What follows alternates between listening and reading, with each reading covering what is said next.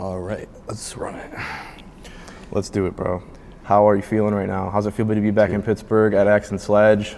You ready to go see the Manions tomorrow? Honestly. At this point, I love like coming back here every time I get just recharged with motivation. You like Pittsburgh? And yeah, I feel like here's like the vibe of the hardest workers. Yeah, dude. You know, that's where the America was built, like back in the, what is it, 19th century? Fuck, those steel mill workers and shit. Yeah, that's what I'm saying. So I feel like, you know, it's the area where I just get in the zone. Same as like 2 weeks before Nationals when I came here, I saw Tyler and Jim and got super fired up, and it's like same thing again. You know, I'm really excited. Now I'm doing their show, one of the biggest this shows of the year. This is gonna be potentially the next biggest show.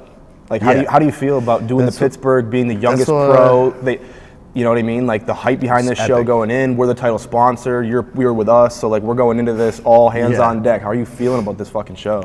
You know, it honestly feels like everything's been kind of a preparation for this, because as you said, Axe Sledge is a main sponsor, so it's our show. It's a home show for us and for the team, obviously, to come out and you know, represent what we are, what we stand for, true hardworking motherfuckers.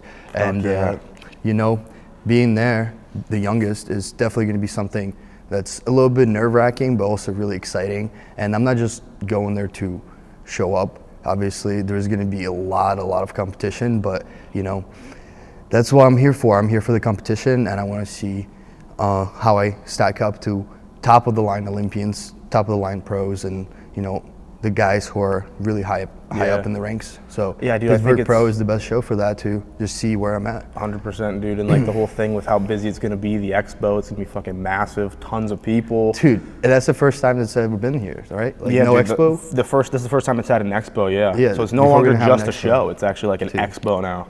Yeah, that's why it's so exciting, because there's going to be a way bigger audience probably, even though obviously Pittsburgh is a big bodybuilding hub and there's always a big audience, but I feel like there's going to be a lot more people commuting in and just, you know, kind of wanting to witness the moment. How are you feeling about the perception of you right now, and like what are you feeling and hearing? I mean, I don't know if you like listen to critics online and like read comments and shit, but like what are you I definitely see stuff online, but you know, I'll read something and take a second, look in the mirror, maybe check in with Kyle.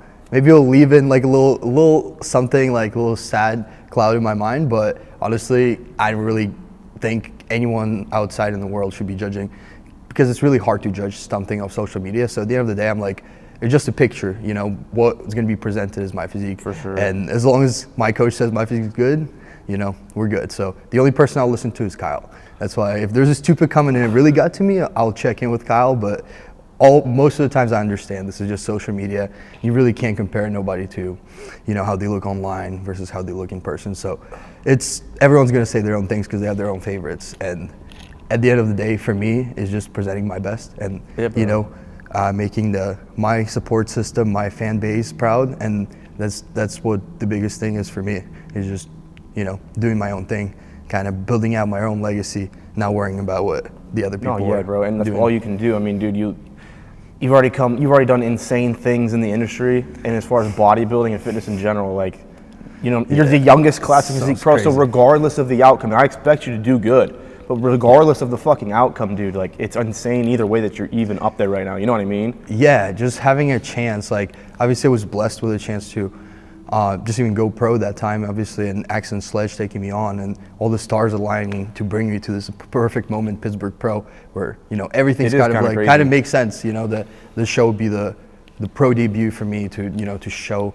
the world what, you know, what my kind of like I wouldn't say like one of my final forms or anything like that, because obviously I'm just starting out, but there's going to be my pro physique that I'll present. So the first time I'm going to come on pro stage, and the physique that's going to be a notch or two higher than, you know, it was at Nationals. And I'm sure, as I have been, I'm going to keep improving from year to year. So I'm excited. Dude. I'm excited to demonstrate you know, obviously the big step up we made in you know, after the Nationals, because obviously it's a big change, just going from amateurs to pros. So this is going to be the first kind of a big jump, and then, you know, you see where things take us. So yeah, exciting. What you mentioned Kyle. What are his responses like usually? Like, are they pretty nonchalant, or does he hype you up when it comes to like check-ins in your week to week? The only times I actually hear Kyle saying something like really nice about me is from other people is like when he's impressed, because Kyle wouldn't blow smoke up my ass for no reason, and he knows he's got to keep me humble, got to keep me, hungry as I always am. So he wants to make sure I don't get in my head, which I don't think I'll ever will. So Kyle is just really good with keeping that discipline, with just realizing that And you've I been have with to him put in the for work. like how long have you been with Kyle?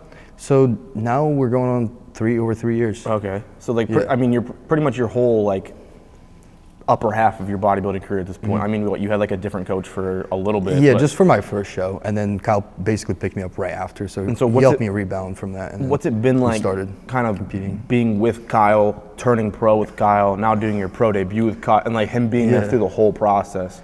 Yeah, it's kind of like Kyle become kind of a mentor for me. So ever since he met me, I wasn't kind of in a rough spot. I was getting a lot of backlash online, and he saw the potential that was in me, and he really decided to give me a chance. And honestly, that's why I committed to fully, taking on Kyle's the opportunity that he gave me, and I also wanted to keep working with him. And just ever since I made that awesome progress, and then we went pro in one prep, I knew Kyle is not just there to coach me, but he's also like, he cares about my longevity. So he really made sure I got everything in check after nationals, especially my mental health. Then obviously I got super healthy, took a long time off, and Kyle really just makes sure I stay as healthy and as smart with bodybuilding, and also anything else that's like fitness / life related business. Kyle is just that mature person that I do respect and that I needed in my life to keep me on track and keep my mind in the right spot. Most importantly, him caring about my career and respecting my longevity just ultimately helps me build my own legacy, and he's just also part of the journey. So For sure. I feel like there's no great person without other great people helping them out. Have to have a good circle. Yeah, 100%.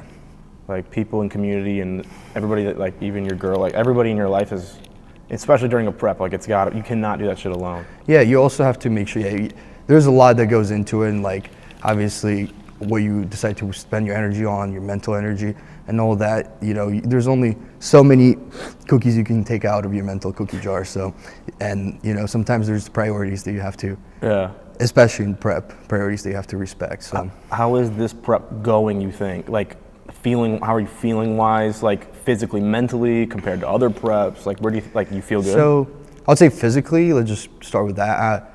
Definitely, I'm surprising myself over the last, I'd say 4 to 8 weeks. I've made an insane amount of progress that honestly I would not have made as quick in like any of my other preps. So actually ended up pretty much bringing my conditioning to the same level as last year by now, 4 weeks out, or like I would say 3 weeks out, I'll be pretty much the same conditioning as I was last year, and also 15 pounds heavier. Since prep's been so easy, and we haven't really made like all that many changes, like in terms of cardio, food, so it's been really easy on my physical health.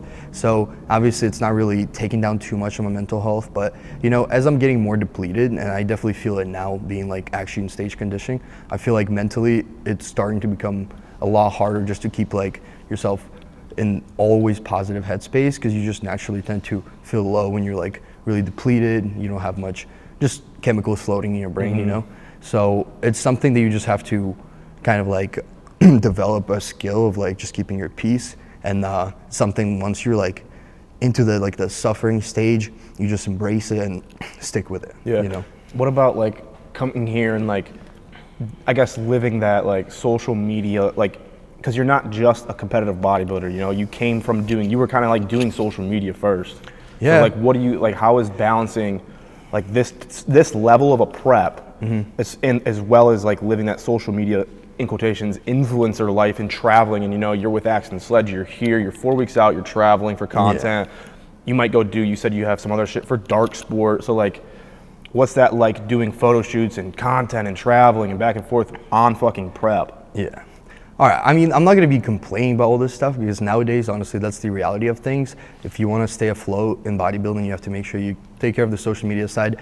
And, to even like kind of correct you there, because when I did start out social media, I also started bodybuilding pretty much at the same time. Yeah. So when I went into it, kind of like, I already focused my content around like, you know, the prep, bodybuilding and stuff like that. So that's something that's like, you know, a natural thing for me to post, obviously, when I'm in prep. So it's not too difficult. But at the same time, you know, when I started out, the goal was to make sure I could share the message with people and, you know, just kind of leave an imprint, leave a mark on somebody and inspire them, most importantly, to, you know, get after their dreams wherever they're looking to achieve, basically.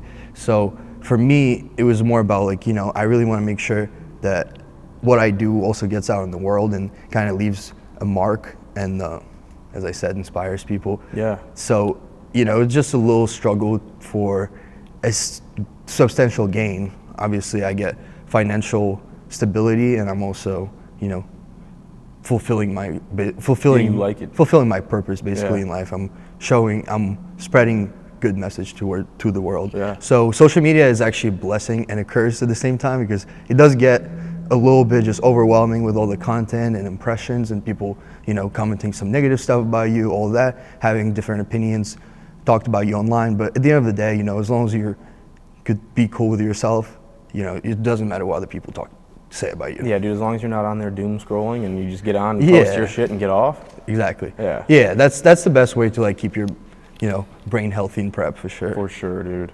If you're not making meals and training, what are you doing in your free time right now during prep? Is there anything that like helps you? Yeah, so I mean, usually it's just like, I know if I'm doing something prep related, that kind of helps me stay cool. So anything I would do right now is mostly like go on the walk, maybe get some more steps, or get some more like stretching done, roll some more.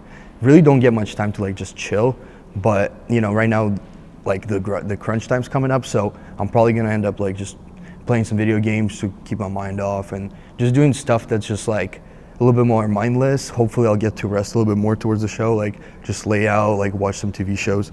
But if I'm being honest, I don't really get to do it now, because right now it's kind of like the grind time, and then it's gonna be the crunch time. So yeah, the grind time, I'm trying to just do the most right now. Like everything you do, like you said, like going on walks, even getting extra steps, stretching, like everything is proactively posing, helping, vacuums. posing, like everything is proactively helping. Yeah, everything is directed towards the goal. And it keeps you mentally in it. Goal. You start doing too much other shit, you might lose sight of what you're trying to do. Yeah, that's true. That's true. I mean, if the goal is so big, you'll never like forget about it. So you kind of want to also have things that keep your mind off of it. So yeah, for sure. It's that balance, you know. That's why I got the PC, so I could actually like have the switch up, you know. Have you started streaming yet? Yeah, I did a couple of streams, but yeah. I really just don't have many people on Twitch, so the YouTube people don't really want to watch gaming. What are you playing? Well, I played Counter-Strike. That's all I played. But I got Marvel Rivals. People probably want to watch that.